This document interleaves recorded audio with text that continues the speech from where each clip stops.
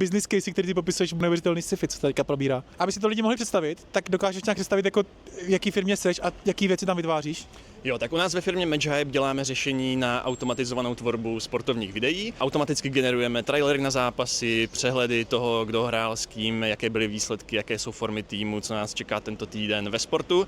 Děláme to mezinárodně, hlavně pro evropské sportovní média a sázkovky. Sportovní data, z toho vytváříme scénáře. Výstup toho kódu je video, má nějaký voiceover, nějaký scénář poskládaný díky AI na základě nějakých předpřipravených skriptů, jsou v tom ty sportovní data, je tam AI voiceover, jsou tam AI avatary, takže propojení všech takových těch jako nových AI funkcionalit, které dneska máme. A teďka, co ty tam dokážeš pro tu svoji firmu? Co jsi vyrobil za x věcí, prostě, který ti šetří čas nebo přináší jako hodnotu firmě, jako vibecodersky stručně? Jeden příklad je, že jeli jsme tady na konferenci do Lisabonu prezentovat prostě naši apku. Chtěli jsme ukázat možnost implementace do vlastního TikToku.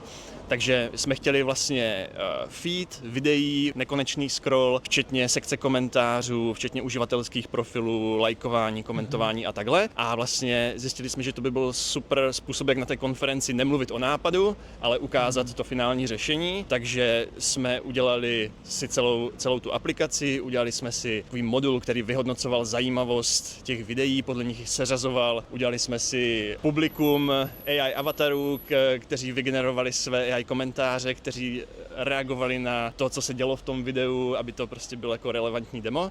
A tohle jsme byli schopni během asi 3 dnů vymyslet, zprovoznit a odprezentovat na té konferenci. Je to úplně neuvěřitelný, že já tě poslouchám a mám FOMO z tebe, že jo, úplně. A i si přemýšlím nad tím, že když to teďka někdo poslouchá, i já, když to poslouchám, tak mně to přijde, že to je úplně fascinující, protože před rokem jsme se bavili úplně o něčem jiným.